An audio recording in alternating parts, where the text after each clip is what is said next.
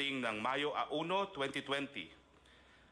Panatiliin po ang ECQ sa NCR, Region 3, Region 4A, and all other areas kung saan mataas pa po ang banta ng COVID-19 hanggang Mayo 15. Magkakaroon po ng re-evaluation pagdating po ng May 16.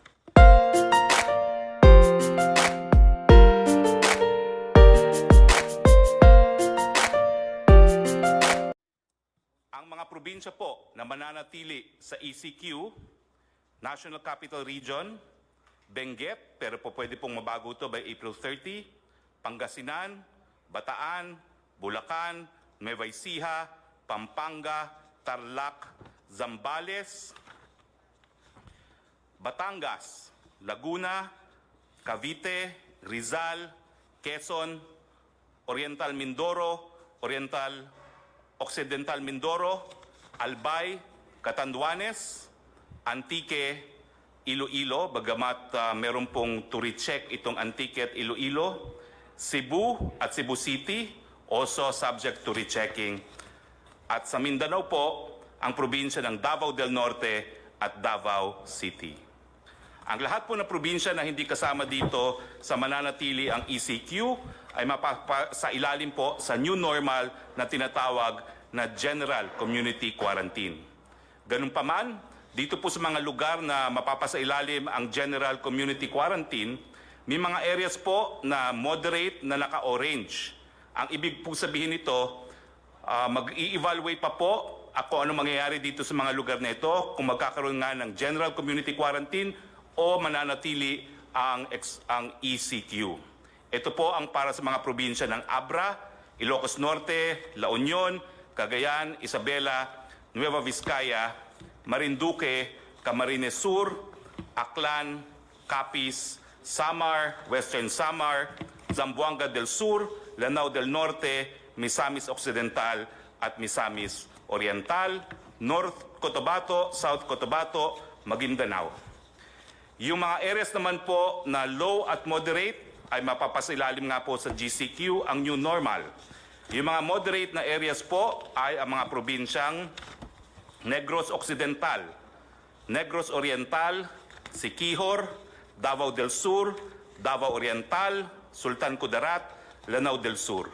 At yung mga low po na areas na mapapasailalim din sa General Community Quarantine ay mga probinsya ng Apayao, Mountain Province, Ifugao, Kalinga, Ilocos Sur, Batanes, Quirino, Aurora, Palawan, Romblon, Camarines Norte, Sorsogon, Masbate, Guimaras, Bohol, Biliran, Eastern Samar, Leyte, Northern Samar, Southern Leyte del Norte, Zamboanga Sibugay, Bukidnon, Camiguin, Davao Occidental, Sarangani, Agusan del Sur, Dinagat Island, Surigao del Norte, Surigao del Sur, Agusan del Norte, Basilan at Sulu. Ano po ang recommendation sa mga areas under General Community Quarantine?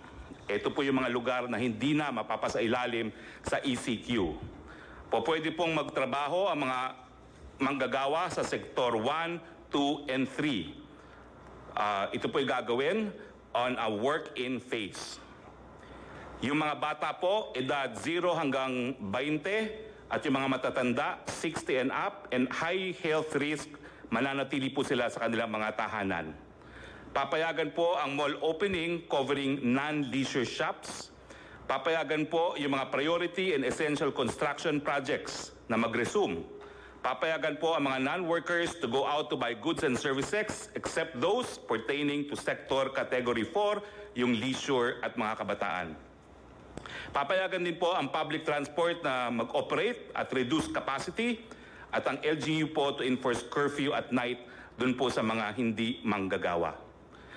For GCQ areas, General Community Quarantine, i-consider po ang reprioritizing ng SAP cash subsidy towards ECQ areas. Ibig sabihin, yung SAP po na para sa areas na hindi na po under ECQ, syempre po yung cash subsidy, kinakailangan pag-aralan na ibuhos doon sa mga areas under ECQ pa rin. Yung mga GCQ areas, consider to allow na po yung high school, Higher Education Institute, HEI, school year to finish and give credentials to students. Sa ECQ and GCQ areas, bubuksan po ang mga paliparan at ang mga puerto para sa mga goods lamang. Yung option po to shift to GCQ sa mga moderate to low risk area by industry. Nagbigay po sila ng rekomendasyon na 100% opening para sa agrikultura, fishery, forestry. Sa food manufacturing at lahat po ng supply chain including ink, packaging, raw materials. Sa food retail, supermarket, restaurant for takeout and delivery only, mga hospital, logistics, water, energy, internet, telecoms, media. Yung opsyon naman po sa GCQ, sa moderate to low risk area by industry, ang rekomendasyon po ay buksan from 50 to 100% opening. Yung other manufacturing po, gaya na electronics and exports, yung e-commerce and delivery for essential and non-essential items, yung repair and maintenance services po, housing and office services.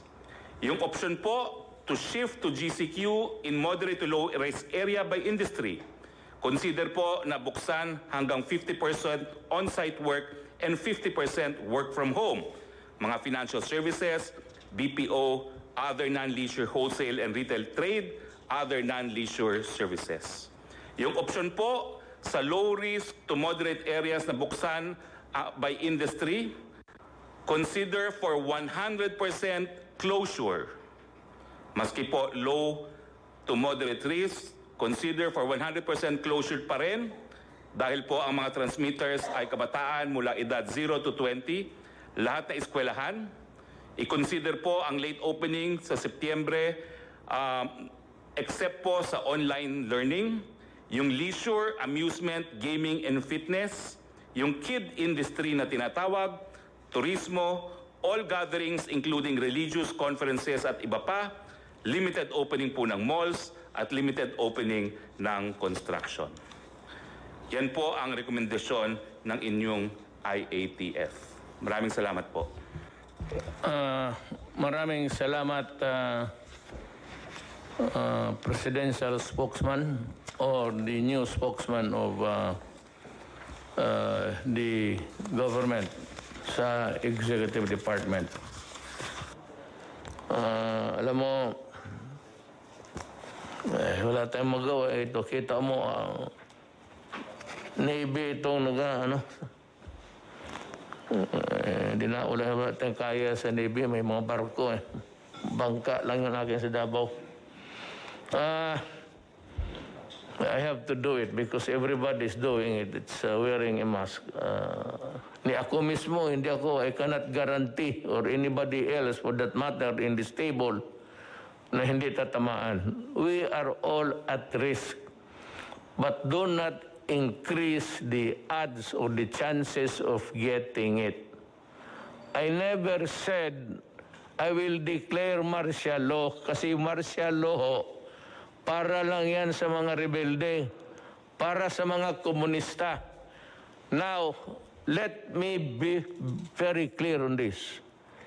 If itong lawlessness which was imposed on us by the NPAs for the longest time, 53 years, baski saang probinsya may NPA. Kanina o kahapon, 2 army nag-escort para i-deliver ang supply sa mga tao, pati pera, pinatay ninyo. If that is not lawlessness, what is that? Tell me. Kaya ngayon, pag nagpatuloy kayo ng lawlessness ninyo, patay dito, patay doon, and it's happening all over the Philippines, maybe I will declare martial law because kayong mga NPA ang numero 1. Kinukuha ninyo yung mga tulong sa tao, pati yung supply pagkain nila. Kaya, I am now warning everybody and putting notice sa armed forces pati police. I might declare martial law. And there will be no turning back. Kung ano ang martial law na klaseng gagawin ko, akin lang yan. Pero kung gusto ninyo, kasi pinagpapatay ninyo yung mga sundalo ko, pati pulis, na wala namang ginawa, kung hindi samahan lang yung nagdi-deliver ng pera, pati pagkain. Ang utos ko sa kanila, patayin kayo. O di patayin ninyo sila. Lahat na. Tapusin na natin ito sa panahon ko. I have 2 more years.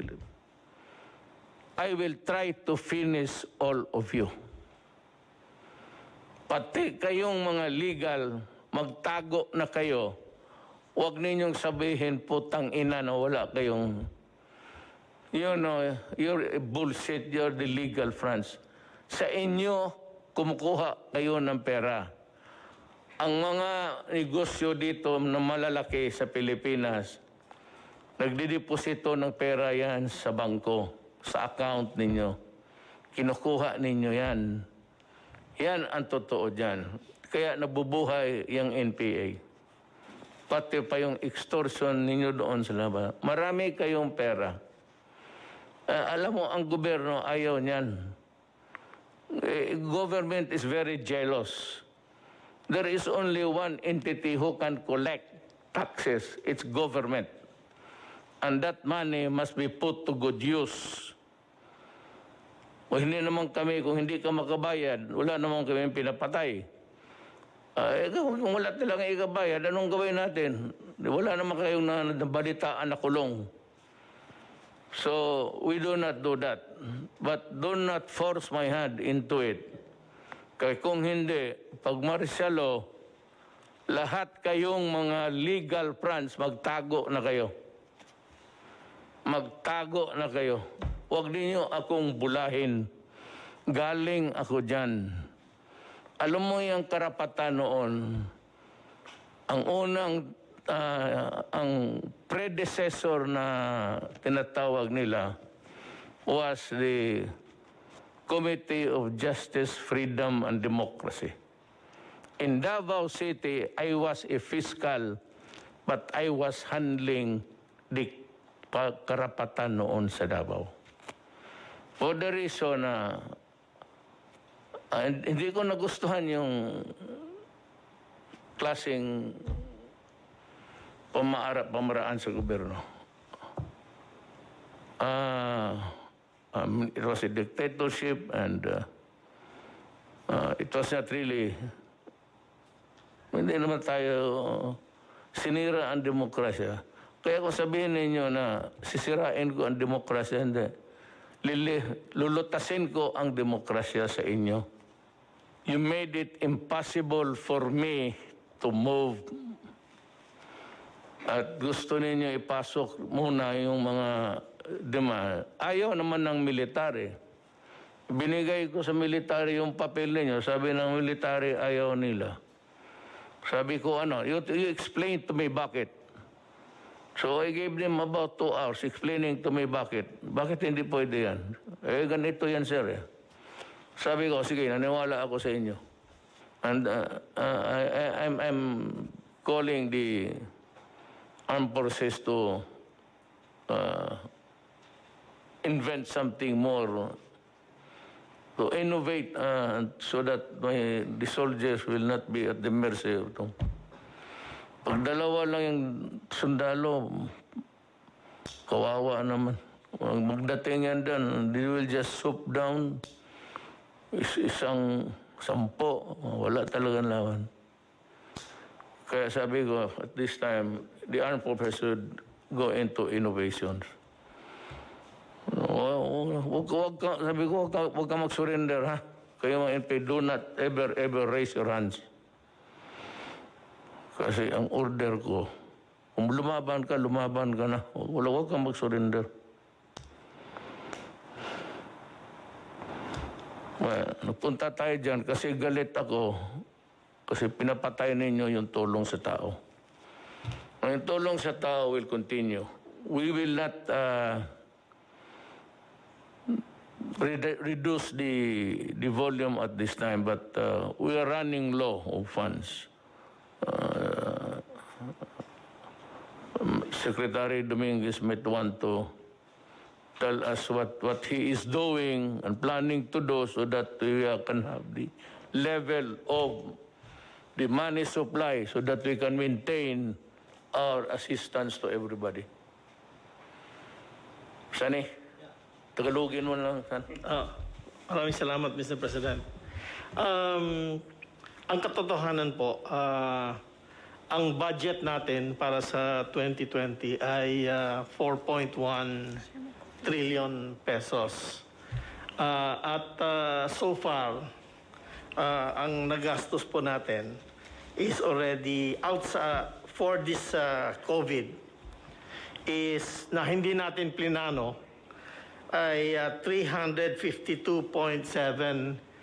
billion pesos na. At masasabi ko po na so far, na-finance natin itong amount, na-finance natin partly sa tax collection, pero bumababa na ho yung tax collection natin. Ang balanse, pininanso natin sa sarili nating savings at humiram pa tayo ng pera sa mga multilateral agencies kagaya ng ADB at World Bank. So far ho, sufficiente po yung cash natin, pero naiipit na po tayo sa budget allowance natin. So yan po ang problema natin ngayon. May cash ho tayo, pero wala ho tayong authority gumastos ng ganong kalaki. So we're making sure na lahat ng gastos natin ay number one, for the benefit of yung pinakamahirap sa bayan natin. At rinireserba ho natin yung balanse para sa mga build projects natin, para pag natapos na itong COVID, may pera tayo pang invest sa build ho. At saka we will create jobs and we will create business opportunities with that. Thank you ho. Actually, what Sunny is telling us is that there's money for now. Because, alam mo, yung budget nga natin, yung ginawa last year to be implemented now, walang COVID dyan. So, Department of DSWD, Highways, Department of Trade and Industry, and Health, nakaplantsa na yan. So, ngayon, pagdating ng COVID, tanggalan ko yan ng mga proyekto dito sa highways. Yung highway dyan, wala na muna yan. Sabihin ko kay Tugadi, huwag na muna yan. Minus yan.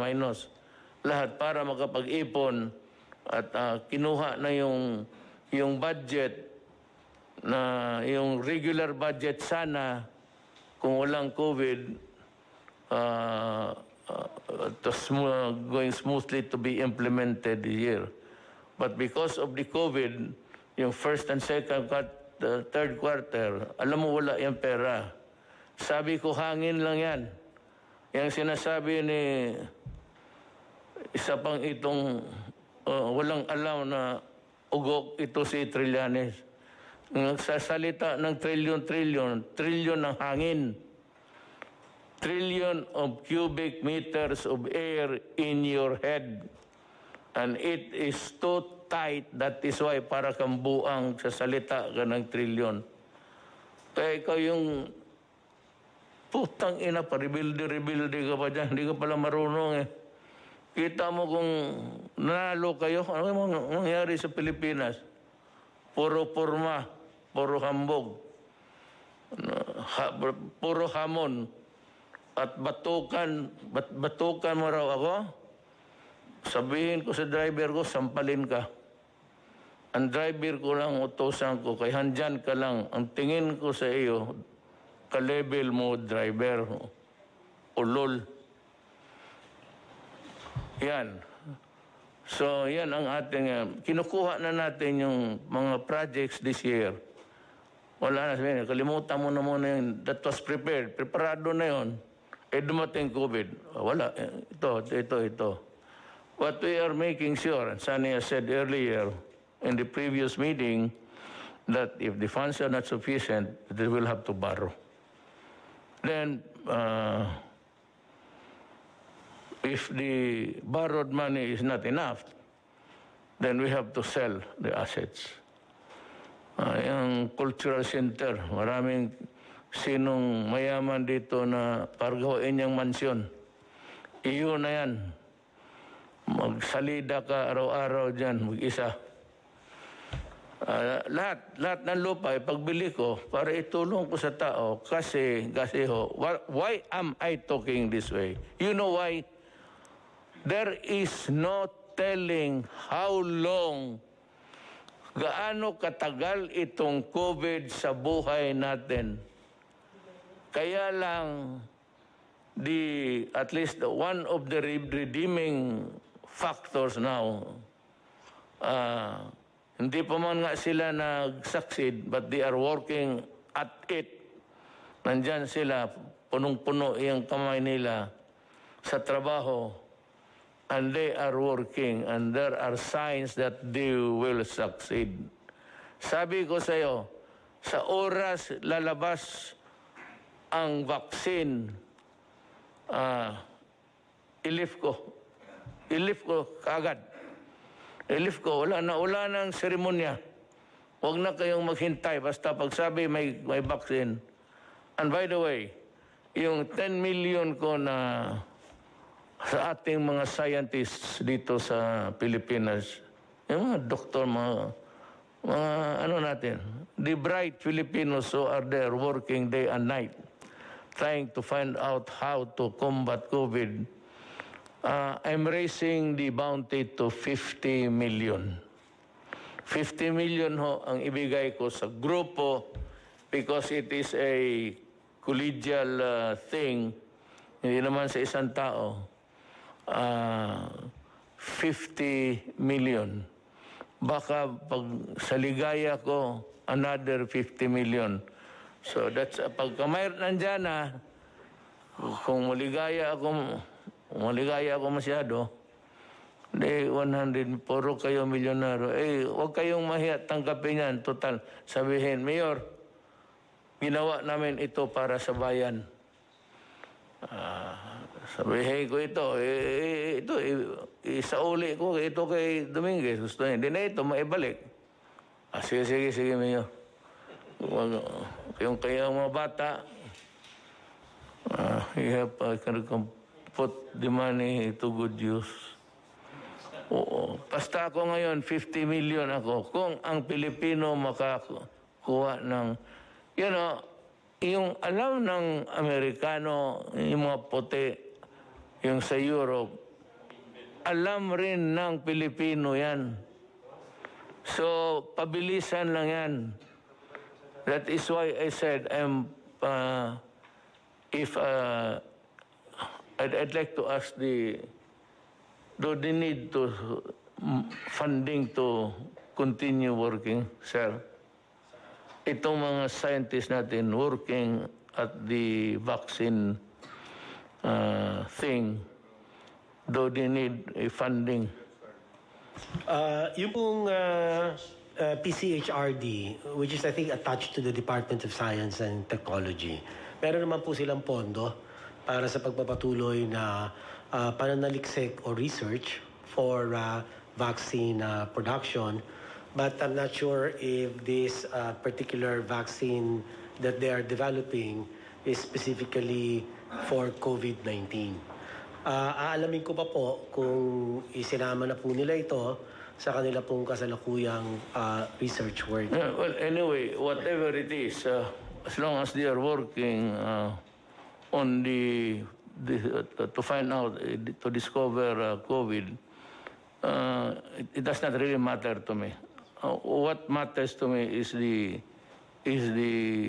let me use that, is the dedication and the load of work that they are performing. So, kung kailangan nila ng additional funding, all they have to do, I'm announcing it, is magsabi din sa iyo. And I'd be glad to kung hindi masyado malaki, I said, ipit tayo sa pera, I will readily give it to them. I'd rather spend all of our money in connection with COVID. Discovery, assistance, lahat. Kaya dito nakatutok tayo. Every time that we meet, ladies and gentlemen, hindi tayo lalabas sa COVID. COVID lang tayo. Huwag tayo na ngayon nagsalita ako ng komunista at ito mga putang ina mga komunista dito. Kasi ang sa COVID na mangyari, maraming gutom, maraming hindi nakakain, maraming hindi nakakatanim. So walang pera. That is why papasok ang gobyerno, tulungan sila.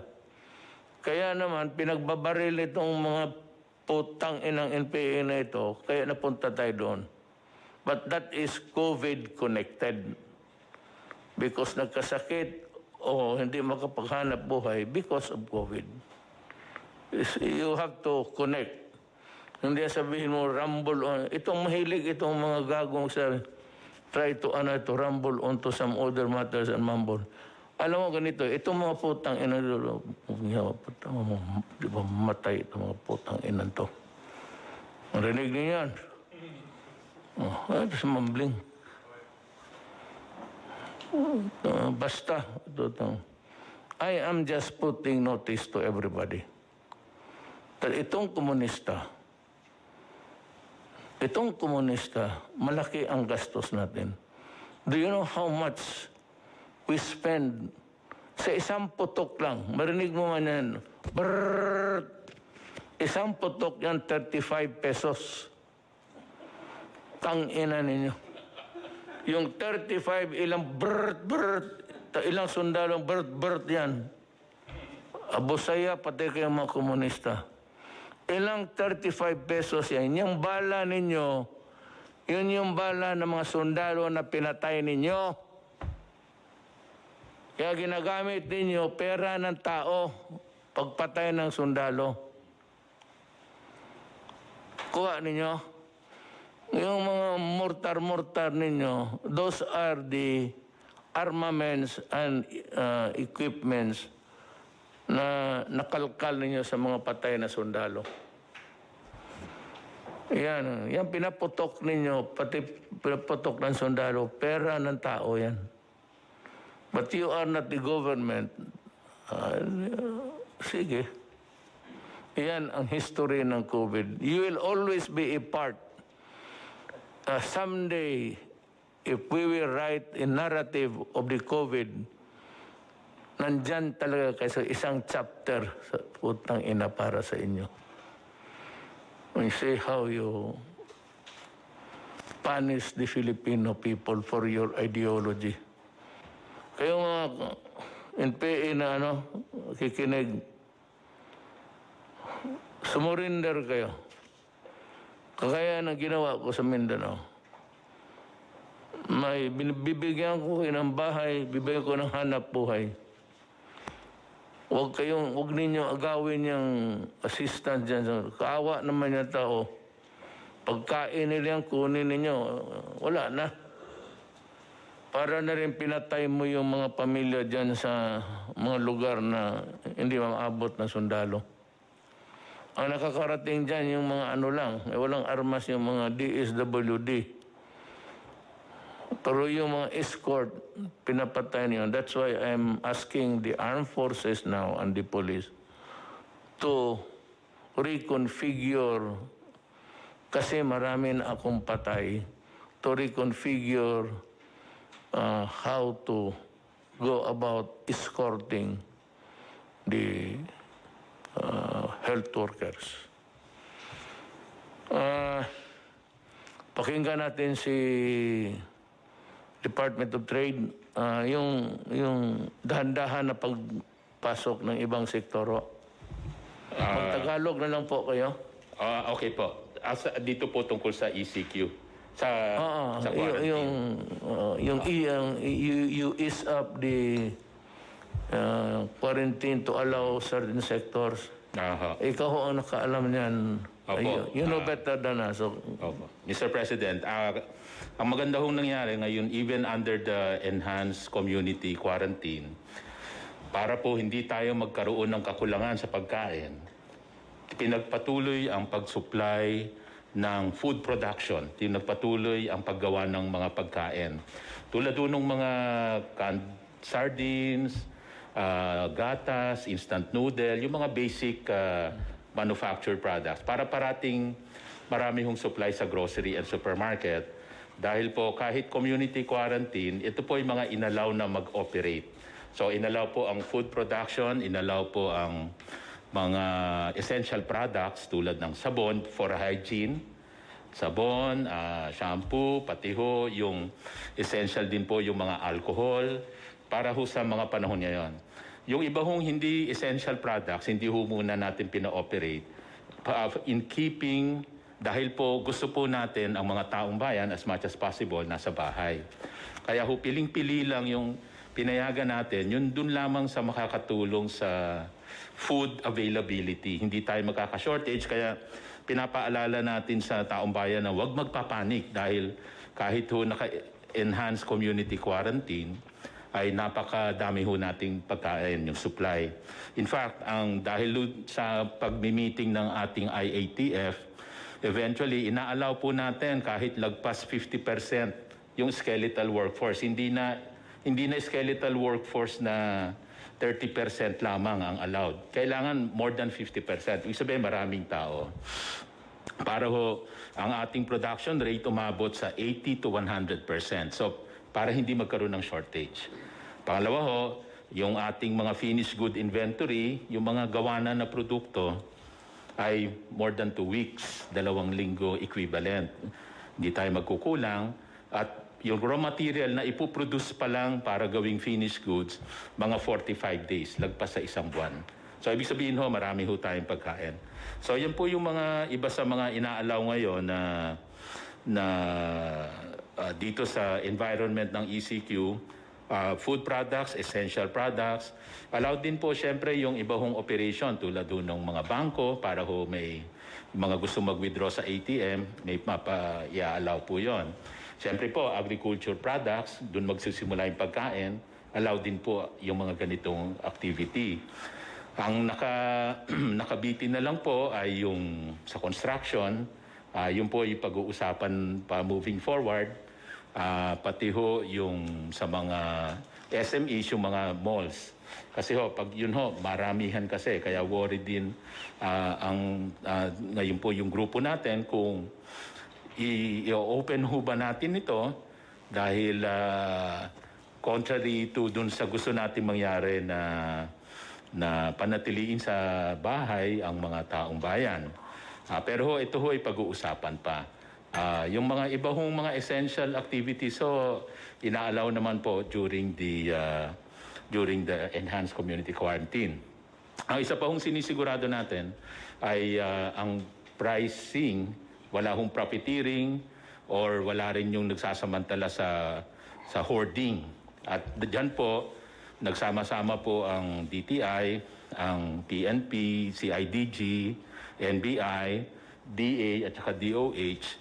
Diyan po marami, over 500 na po ang ating mga nahuhuli na mga profiteers at mga hoarders. Kaya babalaho talaga yan. Isa pa hong magandang nangyayari ngayong ECQ ay yung mga manufacturers natin na re-repurpose.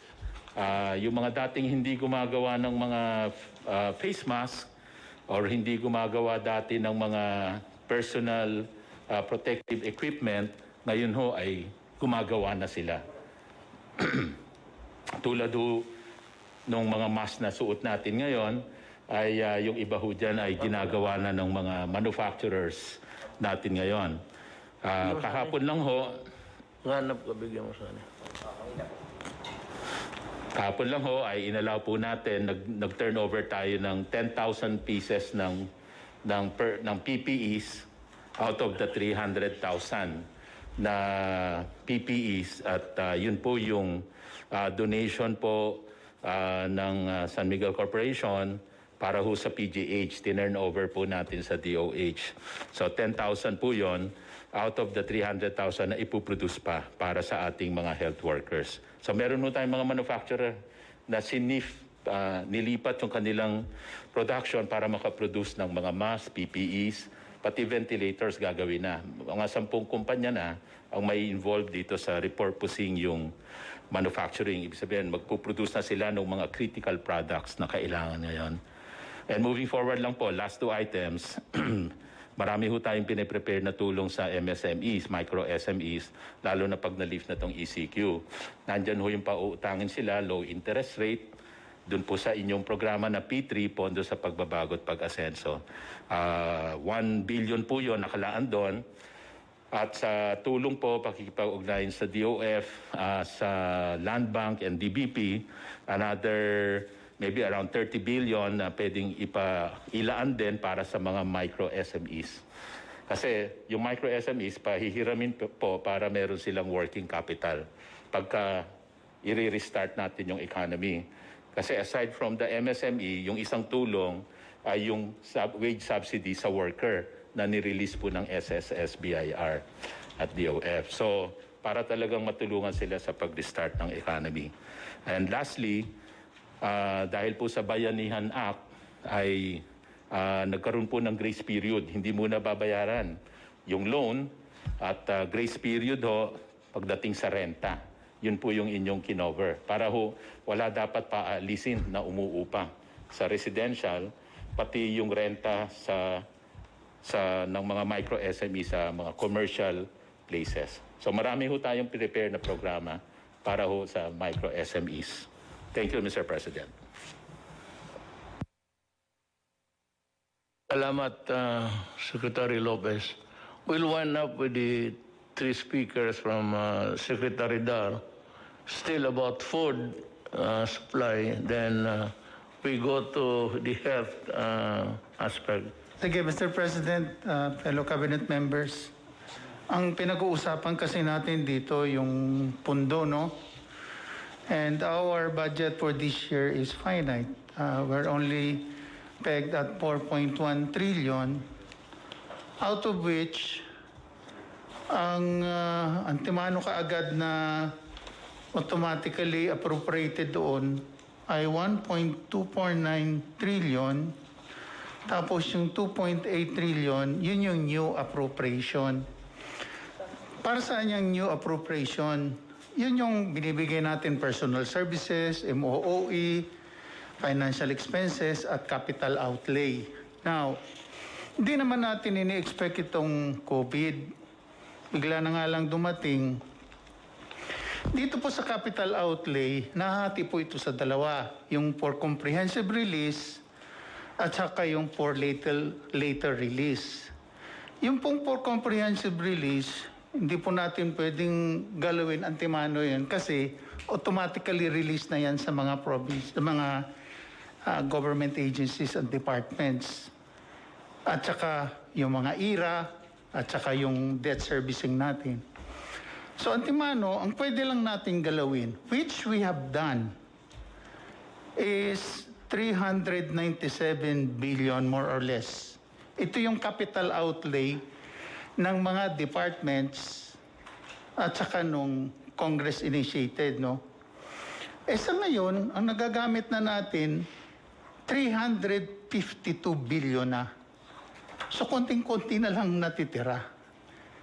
And we're not even sure na ito yung nasa always at the back of my mind also dahil ako parating nasisisi pagka natagalan yung release at saka may nagagamit na hindi daw dapat gamitin. But where else can we go? Ito talaga yung sitwasyon na eh. And that therefore, ang sinasabi lang natin, i-consider natin yung possibility of second wave. Pag nag-second wave, paano yun? Nag-usap kami ng ADC with NEDA and DOF, and we have to come up with a forward planning on what will be the direction. And that would require a lot of funding. The new normal should allow us to provide more jobs to the people para maging productive sila. Yan ang hindi naintindihan ng tao, karamihan, is that ako ho, dependent ako sa Congress. Powerful nga ang presidente, lahat. Ang Congress, sila lang, yung pati yung empleyado nila. Diyan sa Congress lang. Yan lang sila. Pero itong Congress, especially yung lower house, ika nga sa English, the purse. Ibig sabihin, hindi ako makagastos ng pera hanggang hindi sabihin ng House, then approval by the Senate, pero manggaling talaga sa House, na sige, bigyan ka namin ng 300 billion na hangin para magamit mo. Yung 300 million, kukolektahin pa po yan. Wala kong ready money. Sabi mo nandyan. Yung sinabi kong 300 na tinago ko, savings yun sa gobyerno, na sinabi ko kay noon, started, kailan ba ako nag-umpisa? 2015. 16, nag-ano na kami ng pera. Dahan-dahan lang, kukunti-kunti. Saving, parang alkansiya, mag-alkansiya kasan. Kaya mayroon na kaagad akong ready. But yun naman was not really for the purpose of spending for the COVID. Because wala pa naman ang COVID noon. It was a non-existing alien. And hindi natin alam. That was intended, nasabi ko san, before I go out, makita lang man ng mga tao na ang pera na hindi na ginastos ng kung todo-todo, nag-save tayo. That was my only purpose, actually. Ngayon, nandoon ang COVID. Now, dito yung sinasabi ni Wendell, tama yan. Pag-appropriate ang lower house, House of Representatives, yung mga congressman, hindi yung senador, manggaling sa kanila, mga congressman, pag-appropriate sila ng pera, bigyan ako ng authority na gastuhin yon. Kung ma-approve na rin sa Senado. Ang problema, kung may pera ba? Kasi ang koleksyon nandito sa akin. Nandito kay Sunny. Tapos tanungin siya, may pera ba dyan? Sabi, meron no dito na 400 million. O sige, gamitin natin yan. So, doon sa Congress, somebody will sponsor a bill, appropriation. It has to be sa budget. Ang sabi ni Wendell na tayo supplemental budget. Kung may pera, pero kung walang i-appropriate because there is nothing to appropriate. Wala tayong ma-appropriate kung walang pera. That is why sabi it's dwindling, paliit ng paliit. Because ang inasahan natin na first quarter, second quarter, na collection, wala na. Napurnada na because sarado ang mundo. Ang komunidad hindi gumagalaw. Wala na nagtrabaho. Lahat tayo, pati ako sa puro papel. Isang katerbang papel. Yun lang man to. Dinala sa bahay ko. Babasahin ko lahat yan. Hindi ako nagpipirma ng hindi ko nababasa. Tapos, para hindi tayo masabit. Tapos, yan ang trabaho ko. Wala nagtatrabaho. So, yan ang problema ngayon. It's really a question of money. Money has always been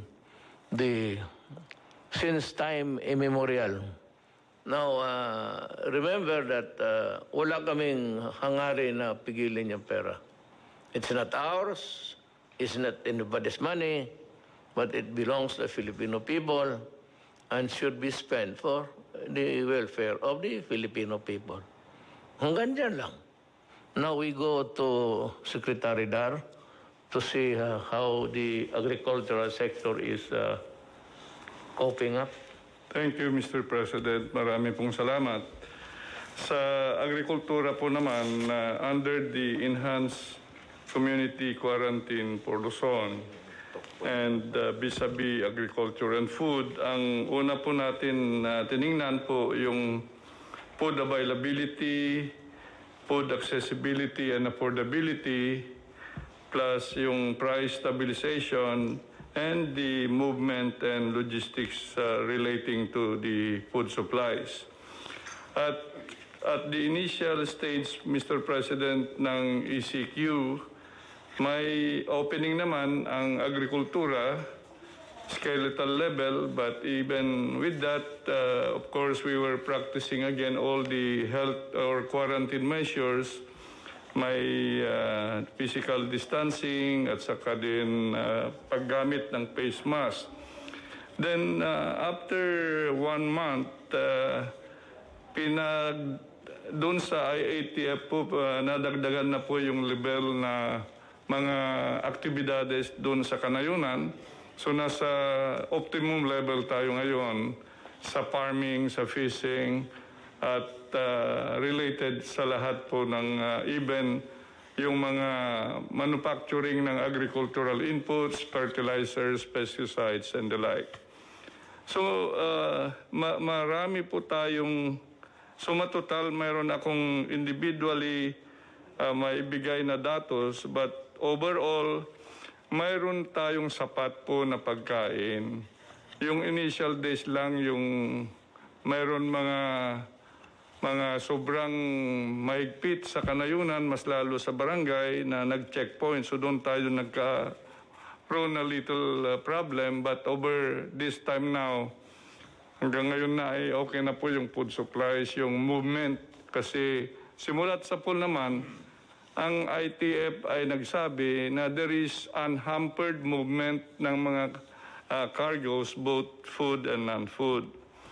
So sa bigas po, ang rice outlook natin dito sa taon na ito, mayroon tayong demand na 14.6 million metric tons.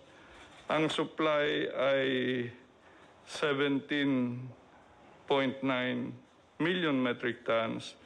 So may deficit na 3.3 million metric tons. Pero gumawa na tayo ng mga hakbang para ang ending sufficiency level natin sa taon na ito ay from a level of 87% lang po kasi ngayon yung naproproduce natin dito sa bansa. Pero with now the additional 8.5 billion pesos for the Rice Resiliency Project, it will bring us to 94% po yung domestic rice production natin. May isang ano lang ako, bago ko makalimutan, isingit ko na lang. And I have asked Bong to talk about this because he was the one he was the proponent who submitted it to me. Bong. Magandang gabi po. Habang patuloy nating nilalabanan ang COVID-19, paghandaan na natin ngayon pa lang ang new normal, nananawagan ako sa pamahalaan na mag-umpisang maglatag ng programang Balik Probinsya at iba pang hakbang na magbibigay insentibo sa ating mga kababayan na lumipat mula sa Kamaynilaan at ibang malalaking lungsod papunta ng mga probinsya.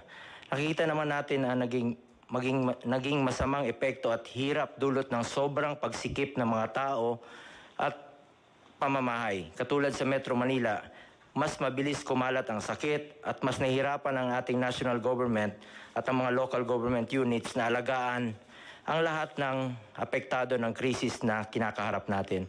Marami pong stranded, hindi sila nakaka-uwi dahil inabot na po sila ng enhanced community quarantine at maraming hindi nakakatanggap ng social amelioration dahil maaring magduplicate po kasi yung pamilya nila ay naiwan po doon sa probinsya. Marami na tayong natutunan sa krisis na ito, tulad ng hirap sa dulot ng pagkumpul-kumpol ng tao sa mga syudad. Simulan na nating paghandaan at tuluyan na nating aksyonan ang isyong ito at huwag nang antayin pa na mas lumala pa ang problema. Kailangan magkaroon ng gobyerno ng long-term solutions upang matugunan ito. Dahil sa kakulangan ng pangmatagalang urban planning at rural development sa mga nakaraang dekada, nagsipuntahan ang maraming mga probinsyano sa mga malalaking lungsod dahil andon ang oportunidad sa hanap buhay. As soon as the enhanced community quarantine is lifted and travel is gradually normalized, the government must encourage Filipino families to move out of Manila and other metropolitan areas. Government must provide them the means and incentives to go back to the provinces for good. LGUs must also ensure that necessary quarantine measures and mass testing for COVID-19 are in place to prevent those possibly infected from spreading the disease. Ilipat natin ang mga tao sa tamang panahon at kapag sinabi na ng ating health experts na ligtas na gawin ito, pero ngayon pa lang kailangan ihanda na natin ang ating mga probinsya. Dapat masiguro na may kapasidad ang mga probinsya na maalagaan sila at mabigyan ng matitirhan, makakain at ikabubuhay. Mapapagaan rin natin ang pinapasa ng mga syudad kapag nabawasan ang tao sa lugar nila. Katulad ng mga illegal settlers ngayon, dikit-dikit talaga yung mga bahay. Kung hindi natin ito aksyonan agad, hindi matatapos ang problema natin sa kalungsuran. Sa programang Balik Probinsya, mapapabilis din natin ang pag-unlad ng mga kanayunan. Sa paghihikayat sa mga mamumuhunan na magbukas ng mga negosyo sa mga lalawigan, magkakaroon ng mas maraming oportunidad ang mga kababayan natin. Hindi na nila kailangang lumuwas pa ng Kamaynilaan at lumayo sa kanilang mga mahal sa buhay o kanilang mga pamilya. Kaya mahalagang magbigay din tayo ng mga insentibo sa mga negosyante o mga mamumuhunan ito. Kami po ni Pangulong Duterte ay probinsyano rin, taga Davao, taga Mindanao. Doon po kami lumaki at tulad ng iba pang mga probinsyano, doon rin namin nais bumalik pagkatapos ng aming pagsiservisyo sa bayan. Dapat tayo po ang mag-provide ang gobyerno ng mga buses o barko o anumang transportasyon para makabalik na sila sa kanilang mga probinsya. Magtulungan tayo, magbayanihan po tayo para malampasan ang krisis na ito. Sa bawat problema nating hinaharap, oportunidad rin ito na magkaroon ng mas maayos at matatag na solusyon para sa ating bansa. Thank you. Maganda yan, Bong. Go home to the province. They have the means of going back there. And there is a promise kasi kung what you would give them is hope. Importante yan. Yung that if they go there, some of them might really leave the city of Manila or its environment with a heavy heart. But we have to provide the transportation at sabihin natin, if you go back, ganito. What is really very important is we give them hope. It's a very important yung hope ng tao. So, si Secretary Lopez. Yeah, Mr. President, actually gusto namin suportahan yung proposal ni Senator Bong. Kasi yung Balik Probinsya, tama ho yung sinasabi nyo, will bring hope. Kaya kami pwede nating masuportahan yun by pushing yung investment papunta doon. How do we push it? So more incentives. Actually sa ngayon, we can give more incentives papuntang probinsya kesa sa incentives na maglo-locate sa Metro Manila. Yun ibig sabihin, more attraction to locate outside. Kasi pag nandun na yung incentives, may trabaho na doon. So even po dito sa tax reform na finalize ho ngayon sa Congress, it will give also additional years of incentives para talagang doon mag-locate outside Metro Manila. Parang Balik Probinsya objectives ni Senator Bong. Pangalawa yung SME development. Everywhere ho yun, meron na with the funding ng, hindi pa naman siguro nawawala yung funding na yon kasi pang pang mahirap talaga yung funding na yon, ito yung bibigyan na suporta doon sa mga negosyante sa barangay level na support. Yung gusto nyong bigyan na kahit 10,000 para may pangsimula na sila maliit na negosyo na mga SME ho na may pwede ka agad opportunity doon sa mga maliliit na nasa para may opportunity umuwi doon. So yun po. Yun. Let me just give a warning. Na alam mo, sabi ko, wag sa panahon ko. Pag sa panahon ko, talagang yayarain kita. Itong lahat ng pinaghirapan namin dito, study, NEDA, tapos Department of Trade, doing a lot of talking and convincing, and winning the trust of foreign or local big business. I do not want to humiliate people. I know that, alam mo, pagka tanggalan mo ang tao ng pride niya, masakit yan. I've done it several times. But every time, Diyos, nagsisisi ako, pero overall, sabihin ko, total, para naman ito sa... I've done it several times when I was mayor. Talagang hubaran kita dyan sa harap. At baski regional director ka, patitindigin kita dyan sa harap ng Malacanang. Mamili ka. Totoo. Ikaw, examiner, okay. Tumindig ka dyan sa harap ng Malacanang. Total, itong Malacanang, palasyo mo ito. Ako dito, nag-uopisina lang. Tignan mo yung palasyo mo isang araw. Init at ulan. Pag namatay ka, mas lalong mabuti. Basta yan ang ko sa... Kaya itong pinag-usapan ngayon na yung i-dispersal, yung ikalat mo. Takot yung iba sa mga probinsya na medyo may history ng... Ako ayaw kong maghiya ng gobernador, mayor, sino ba naman ako, mayor lang rin. But, I have a more, a greater burden, yung pinapasaan ko na trabaho para ito. Medyo sagrado sa tao ito. So, we take our oath of office. We are very proud. Presidente na ako, tapos gawain ko talaga lahat. So, gusto ko lang ipakita sa mga tao, beginning ito, na paano sugpuin ang mga magnanakaw sa gobyerno. Pero ito ang igarantiya ko sa iyo. Putang ina ka, hubaran kita dyan sa harap ng tao. Our country comes first to us. Mahal ko ang bayan ko. Mahal natin lahat. Gaano man tayo kaliit. Well, anyway, that's... I'm just talking about life. Buhay ba ng tao? Ito, I hope that God will be with us. May sarili akong Diyos na doon ako nakatutok to help me because I'm having a hard time carrying the load of the nation.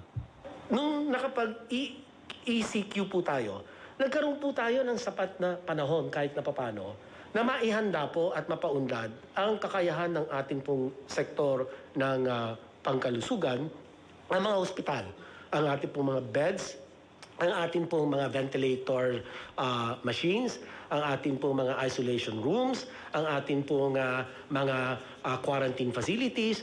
Ay nakita naman po ninyo siguro, Mr. President, yung ating PICC, ang ating pong World Trade Center, ang ating pong Rizal Memorial Complex, ang atin pong New Clark City Athletes Village, at mga iba pa pong mga bagong gawang mga quarantine facilities, ay talagang yan po ay napalawig na po natin, napaunlad na po natin ang kanilang kapasidad. Kaya talagang napakaganda po nung inyong pasya na isagawa po itong enhanced community quarantine. At sa aspeto po naman ng kaperahan o sa funding, ang inyo pong PhilHealth ay nakapag-advance po o nakapag-desisyon ng board na mag-advance ng 30 billion pesos para po sa mga ospital, sa pampubliko at sa pribadong sektor, para lahat po ng mga COVID patients ay babayaran po through the COVID benefit package. At in fact, ang board po ay nagpahintulot din na itaas, gumawa ng COVID benefit package, yung mild 43,000, yung moderate 143,000 per COVID patient, and for severe to critical, kaya pong bayaran ng PhilHealth up to 780,000. So inihanda po natin pati ang funding para po sa ating mga COVID patients. So sa pangkalahatan po ay ito po ang ating mga ginagawa, at para naman po doon sa binabalak, batay po sa rekomendasyon sa inyo na i-extend yung enhanced community quarantine, okay po yun. Suportado po namin yan. Kung meron naman pong kinakailangan na luwagan yung mga lugar na sa kasalukuyan naka-enhance community quarantine, ay siguraduhin lang po natin na yung mga pamantayan ng kalusugan or minimum health standards ay dapat pong nakatalaga bago po magluwag. Dahil sa bandang huli po, ang kalusugan ng taong bayan po ang atin pinangangalagaan, higit po sa lahat. Maraming salamat po, Ginoong Presidente. Salamat, Secretary Duque. Magtanong kasi ang tao, ang interesado ninyong gustong lumabas sa bunganga ko, kailan ba talaga ito matapos? Ang COVID ho, hindi matatapos yan. It will be here and it will stay until kingdom come. Pero pag may bakuna na, baka sakali nga mauna tayo, ma-embolden yung ating mga scientists to work overtime to come up with a vaccine. COVID equals vaccine. Period. Siguro nasabi naman ng lahat ng dapat sabihin, and the things that you must know and need to know, nasabi na po namin. And one thing I can assure you, that we were just waiting for the right time. Tiisin lang muna natin, ako nakikiusap na sa inyo, para lang ito sa bayan. Because we are trying to limit the contamination. Kasi sinabi ko itong 6,981, pag ito ang nagkalat, ako, mapoproblema po ako. Mas lalo. Pero ito bumababa na ngayon, mas maraming recovery by 722 as against 462. So, lahat ang sinasabi namin dito, totoo, walang sobra, walang kulang. At alam ninyo ang ginagawa namin. Kung nagustuhan ninyo, magpasalamat kami. Pag sabi ninyo kulang, then humhimi kami ng dispensa. We'll try our very best next time. Thank you. Maraming salamat po. Matapos pong makipagpulong ang ating presidente sa mga miyembro ng IATF, tinanggap po niya ang rekomendasyon ng IATF na ilagay po sa patuloy na ECQ ang NCR, Region 3, Region 4A at iba pang mga lugar hanggang Mayo 15 po. Ang mga lugar pong ito ay ang probinsya ng Benguet na po pwede pa pong magbago by April 30, ang NCR, ang Pangasinan na po pwede rin pong magbago by April 30, Bataan, Bulacan, Nueva Ecija, Pampanga, Tarlac, Zambales. Yung Tarlac at Zambales po pwede pa rin magbago by April 30. Batangas, Cavite, Laguna, Rizal. Oriental Mindoro, Occidental Mindoro, Albay, Catanduanes. Ang Antique at Iloilo, pareho pong pwede pang ma-recheck. Ang Aklan at ang Capiz. Pati na po ang Cebu at ang Cebu City na subject din to rechecking. Ang Davao del Norte, Davao City at ang Davao de Oro po na subject pa rin to resetting. Lahat pong probinsya na hindi napasama sa listahan nito ay mapapasailalim po sa General Community Quarantine. Maraming salamat po. Magandang araw po sa inyong lahat.